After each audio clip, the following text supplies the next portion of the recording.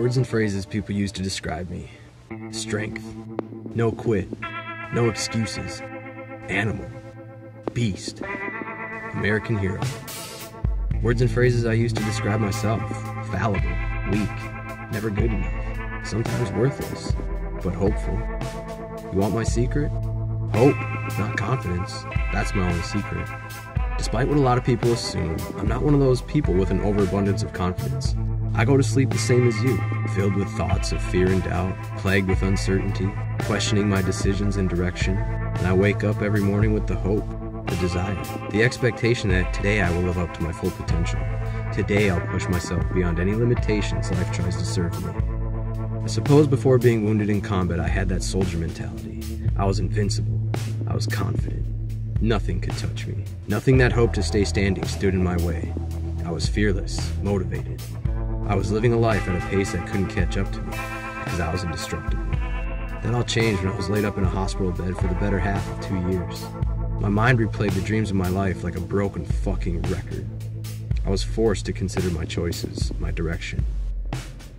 I was forced to rethink life and every single thing I'd ever worked for.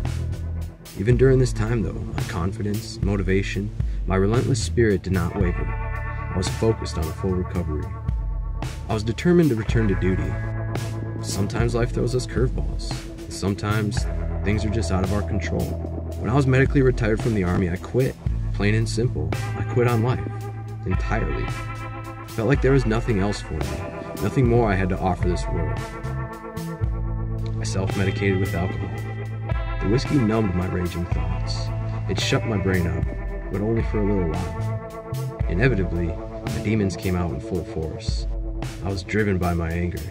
I was fueled by my depression, and suicide haunted my thoughts daily. I spent days and nights in jails and in psych wards at hospitals. I went through a 30-day inpatient psychiatric program and saw a psychologist regularly for 2 years.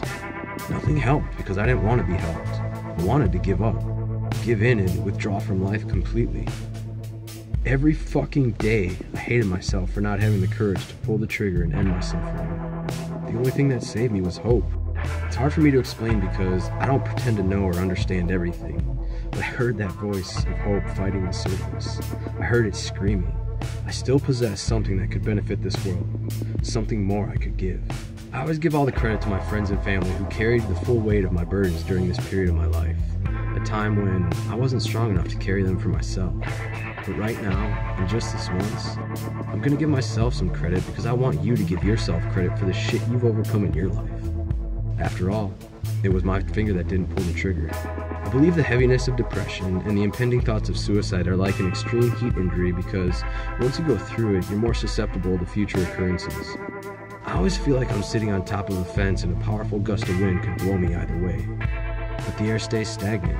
It never moves, and I just stay strong, steadfast. I never budge from my position, and that's where I've learned to be comfortable. That's where I understand that because of my unique life experiences, it can never be any other way. I can move on, be dedicated to the forward motion of my life, but the threat of the shifting wind is still there. I can never forget my past. And maybe you're not depressed. Maybe you aren't haunted with thoughts of suicide. But I know you have your shit. We all do. We all have that shit that tries to slow us down or hold us back. And it's all the same shit. My point is this. My shit doesn't stop me, and your shit doesn't have to stop you either. Every time I face a challenge, I have my doubts. There's the repetitive drone inside my head saying, you can't do it, you aren't good enough, you should just save face and crawl back into that dark room. I've learned to ignore that influence because it's a fucking liar. Instead, I listen to the voice that says, fuck it, it doesn't matter, just do your best and be content with the outcome. And to be honest, this voice has never failed me. There's nothing I've faced that I haven't achieved, even in the face of such strong self-doubt. Listen to the right voice because if I can be successful, so can you. And this is my new purpose. This is what Straight Legless is all about. This is the life that fills that hole in my heart. I want to live as an example. I want to live my life in such a way that motivates and inspires others to never give up the fight. Sometimes we're up, sometimes we're down, but we stay in the fight. We stand strong. we remain an immovable force. Life is all about the endless pursuit of becoming the best possible versions of ourselves, and there's no fucking finish line. We have to fight day in and day out. Whereas I am empathetic to your own unique challenges, I don't care. It doesn't matter. The only thing that matters is you never give up the fight. Get straight legless on that bitch.